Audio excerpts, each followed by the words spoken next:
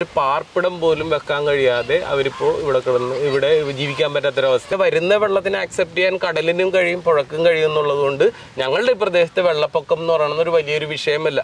ഇവിടെ ആകെ വല്ലാത്തൊരു ഇവിടെ നിന്നുകൊണ്ട് ഒന്നും ചെയ്യാൻ പറ്റാത്തൊരു സിറ്റുവേഷൻ. പിള്ളേരുടെ പഠനം തന്നെ വല്ലാത്തൊരു ബുദ്ധിമുട്ടിലാണ് ഇതിൻ്റെ ഉള്ളിൽ നടക്കുന്നത്. എത്ര മനോഹരമാണല്ലേ ഈ സ്ഥലം. എന്നാൽ ഇവിടെയുള്ള ജനങ്ങളുടെ ജീവിതം അത്ര മനോഹരമല്ല.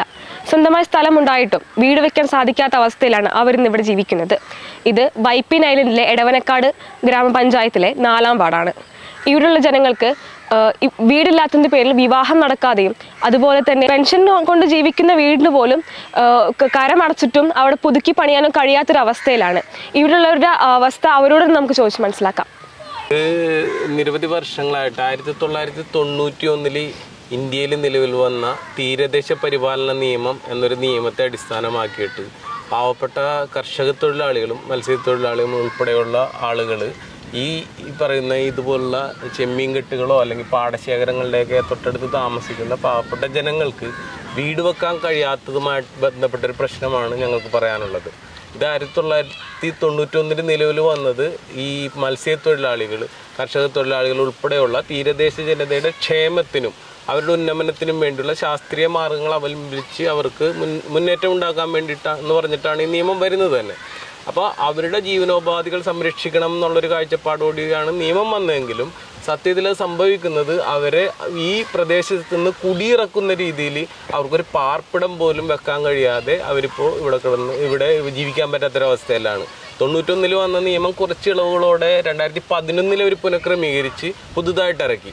അപ്പോൾ 11 വന്ന നിയമമാണ് ഇപ്പോഴും കേരളത്തിൽ നിലനിൽക്കുന്നത്. അത് പ്രകാരം ഈ കാണുന്ന ഈ ജലാശയം ഈ വരമ്പിൽ നിന്ന് ഒരു 50 മീറ്റർ ദൂരം അങ്ങോട്ടേക്ക് യാതൊരു വിധത്തിലുള്ള നിർമ്മാണ പ്രവർത്തനങ്ങളും പാടില്ല എന്നുള്ള ഉത്തരവാണുള്ളത് 2011 വന്ന നിയമപ്രകാരം. അതായത് ഇവിടെയൊക്കെ വേലിയേറ്റം വരുന്നു എന്നാണ് അതിൽ സ്ഥാപിച്ചിരിക്കുന്നത്. പക്ഷേ ഇത് സത്യത്തിൽ നേരിട്ട് വേലിയേറ്റം വരുന്ന സ്ഥലങ്ങളല്ല. ഇവിടേക്ക് വേലിയേറ്റം വരുന്നത് 200-300 മീറ്റർ ദൂരെ സ്ഥിതി ചെയ്യുന്ന തൂമ്പ് അല്ലെങ്കിൽ സ്ലൂയിസ് ഗേറ്റ് എന്ന് പറയുന്നൊരു സംവിധാനത്തിലൂടെയാണ്.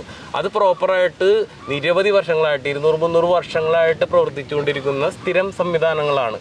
അത് പ്രകാരം അവിടെ അത് ഓപ്പൺ ചെയ്താൽ മാത്രമേ ഈ വെള്ളം ഇവിടെ എത്തുകയുള്ളൂ. അതിനനുസരിച്ച് ആവശ്യമായ വെള്ളം മാത്രം കയറ്റി അതിൻ്റെ ഷട്ടർ ഇടുന്ന സംവിധാനമാണ് സ്ലൂയിസ് ഗേറ്റ് എന്നുള്ളത്. അത് നിരവധി വർഷങ്ങളായിട്ട് വൈപ്പിൻ പറവൂർ മേഖലകളിലൊക്കെ നിരവധി സ്ഥലങ്ങളിൽ ഇത് ഉപയോഗപ്പെടുത്തുന്നുണ്ട് ഈ സംവിധാനം.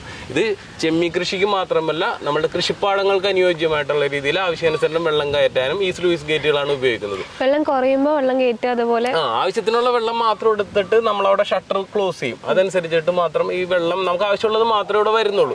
അപ്പൊ ഇത്തരത്തിലുള്ള സംവിധാനങ്ങൾ ഉണ്ടായിട്ട് പോലും ഇതിനെയൊക്കെ ഹൈറ്റൈഡ് ലൈൻ അല്ലെങ്കിൽ വേലിയേറ്റ രേഖ എന്ന് തെറ്റിദ്ധരിപ്പിച്ചുകൊണ്ടിട്ടാണ് ഈ കേന്ദ്ര സർക്കാരും കേരള സർക്കാരും ചേർന്നുകൊണ്ട് കേരളത്തിൽ ഈ നിയമം നടപ്പാക്കിക്കൊണ്ടിരിക്കുന്നത്. അപ്പം നിലവിലുള്ള 2011 പ്രകാരം 11 നിയമപ്രകാരം ഈ ഇതുമായിട്ട് ബന്ധപ്പെട്ട് ഇതിന്റെ വരമ്പിൽ നിന്ന് 50 മീറ്റർ ദൂരം നിയന്ത്രണ മേഖലയാണ്. വീട് വെക്കാൻ പറ്റില്ല, പുതിയതൊന്നും കൺസ്ട്രക്ട് ചെയ്യാൻ പറ്റില്ല. നിലവിലുള്ള ഏരിയ ഇപ്പോൾ ഒരു ചെറിയ വീടുണ്ടെങ്കിൽ അവിടെ വേണമെങ്കിൽ അത്രയും മാത്രം നമ്മൾക്ക് പുതുക്കി പണിയാനുള്ള ഉത്തരവ് മാത്രമാണ് ഉള്ളത്. പക്ഷേ 2019 ഈ 50 മീറ്റർ മാറ്റിക്കൊണ്ട് 20 മീറ്റർ ആക്കി ചുരുക്കാമെന്നുള്ള രീതിയിൽ കേന്ദ്ര പരിസ്ഥിതി മന്ത്രാലയം പുതിയൊരു വിജ്ഞാപനം ഇറക്കി. ആ പുതിയ വിജ്ഞാപനം 2019 ജനുവരിയിൽ വന്നിട്ട് ഇന്ന് വരെ ഈ പറയുന്ന ഈ ദിവസം വരെ ഇപ്പൊ 5 വർഷം പൂർണ്ണമായിട്ടും കഴിഞ്ഞു. ജനുവരിയിലാണ് ആ നിയമം വന്നത്. അപ്പോൾ ആ 5 വർഷം കഴിഞ്ഞിട്ടും കേരള സർക്കാരിന് ഇത് നടപ്പിലാക്കാൻ കഴിഞ്ഞിട്ടില്ല. അത് പ്രകാരം ഈ പറയുന്ന ഈ ജലാശയത്തിൽ നിന്ന് 20 മീറ്റർ വിട്ടാൽ മതിയാവും. അപ്പോൾ ഈ നിയമത്തിൽ ഇളവുകൾ വരുന്നുണ്ട്. ഇത് കൂടാതെ ഒരു സുപ്രധാന ഉത്തരവ് വന്നിട്ടുണ്ട്. 2020 മെയ് 1 അത് വന്നിരിക്കുന്നത്. അത് പ്രകാരം 2011 ഈ പറയുന്ന വിജ്ഞാപന പ്രകാരമുള്ള വേലിയേറ്റ രേഖയെ ഈ പറയുന്ന ഞാനിപ്പോൾ നേരത്തെ പറഞ്ഞ സ്ലൂയിസ് ഗേറ്റ് എന്ന സംവിധാനം ആണ്, ആ ലൈനാണ് വേലിയേറ്റ രേഖയാക്കി പരിഗണിക്കേണ്ടതെന്നും അവിടെ നിന്ന് ദൂരം അളന്നു വേണം കെട്ടിട നിർമ്മാണത്തിനും വീട് നിർമ്മാണത്തിനും അനുമതി നൽകേണ്ടതെന്നും ഒരു ഭേദഗതി വന്നിട്ടുണ്ട്. അത് 2011 മെയ് 5 ഇന്ത്യ ഗവൺമെന്റിന്റെ ഗസറ്റിൽ പ്രസിദ്ധീകരിച്ചിരിക്കുന്ന രേഖ സത്യത്തിൽ ഈ നാട്ടുകാർക്കോ അല്ലെ മത്സ്യ രംഗത്ത് പണിയെടുക്കുന്ന കർഷക തൊഴിലാളികൾക്കോ മറ്റുള്ളവർക്കോ അറിയാൻ പാടില്ല. അപ്പൊ അതുകൊണ്ട് തന്നെ ഉദ്യോഗസ്ഥർ ഇതൊക്കെ ഒളിപ്പിച്ചു വെച്ചുകൊണ്ട് ഇത്തരത്തിലുള്ള രേഖ ഒന്നും കണ്ടതായി ഭാവിക്കാതെ അവർ മുന്നോട്ട് പോവുകയാണ്. അപ്പൊ 19 വന്ന 20 മീറ്റർ എന്ന അളവും ഈ 2020 പറയുന്ന തൂമ്പിൽ നിന്ന് അളക്കാമെന്നുള്ള ഈ അളവും ഇതൊന്നും പരിഗണിക്കാതെ ജനങ്ങളെ സത്യത്തിൽ കണ്ണിൽ പൊടിയിട്ടുകൊണ്ട് ഇവരിങ്ങനെ മുന്നോട്ട് പോവുകയാണ്. സത്യത്തിൽ ഇത് കേന്ദ്ര നിയമമാണെങ്കിൽ പോലും ഇതിന്റെ നടത്തിപ്പിനുള്ള പൂർണ്ണ ചുമതല സംസ്ഥാന സർക്കാരിനാണുള്ളത്. അങ്ങനെ അതുമായിട്ട് ബന്ധപ്പെട്ട് അന്ന് പറഞ്ഞത് പ്രകാരം ഈ പബ്ലിക് ഹിയറിംഗിൽ ഞങ്ങൾ ഉന്നയിച്ച കാര്യങ്ങൾ അവർ പറയുന്നത് പുതിയ നിയമം നടപ്പാക്കാനുള്ള മാപ്പ് ഉടനെ തന്നെ ഞങ്ങൾ തയ്യാറാക്കുമെന്നും അത് പ്രകാരം എല്ലാവർക്കും ഈ ആനുകൂല്യം കിട്ടുമെന്ന് പറയുന്നുണ്ട്. പക്ഷെ അതൊക്കെ കഴിഞ്ഞിട്ട് ഇപ്പോഴും മാസങ്ങൾ പിന്നിട്ടിട്ടും ഒന്നും നടന്നിട്ടില്ല. അങ്ങനെ 2023 ജൂലൈ മാസത്തിൽ എടവനക്കാട് പഞ്ചായത്തിൽ ഒരു ആക്ഷൻ കൗൺസിൽ രൂപീകരിച്ച് ഞങ്ങൾ നിരവധി സമരങ്ങൾ നടത്തി. നിരവധി പരാതികൾ അയച്ചു മുഖ്യമന്ത്രിക്കും, നമ്മുടെ രാഷ്ട്രപതി, നമ്മുടെ പരിസ്ഥിതി മന്ത്രാലയത്തിന്റെ മന്ത്രി, പിന്നെ പ്രധാനമന്ത്രി, ഒരുപാട് പേർക്ക് അയക്കുന്നുണ്ടെങ്കിലും നമുക്ക് കൃത്യമായിട്ടുള്ള മറുപടികളൊന്നും തന്നെ ആരും തരുന്നില്ല. ആകെ വരുന്ന 1-2 ഇമെയിൽ വന്നത് കേന്ദ്ര പരിസ്ഥിതി മന്ത്രാലയത്തിൽ നിന്നാണ്. അവർ കൃത്യമായിട്ട് പറയുന്നത് നിങ്ങൾ നിങ്ങളുടെ ക്യാബിനറ്റിനെ സമീപിക്കൂ, നിങ്ങളുടെ കേരള സർക്കാരിനെ സമീപിക്കൂ, അവരാണ് ഇതിൽ ഫൈനലായിട്ട് തീരുമാനമെടുത്ത് ഈ നിയമം നടപ്പാക്കേണ്ടത്. ഞങ്ങൾ നിങ്ങൾക്ക് അനുകൂലമായ നിയമങ്ങൾ അവിടെ നിന്ന് പ്രസിദ്ധീകരിച്ചിട്ടുണ്ടെങ്കിൽ പോലും നടപ്പാക്കേണ്ട ഉത്തരവാദിത്തം കേരള തീരദേശ പരിപാലന അതോറിറ്റിക്ക് മാത്രമാണ്.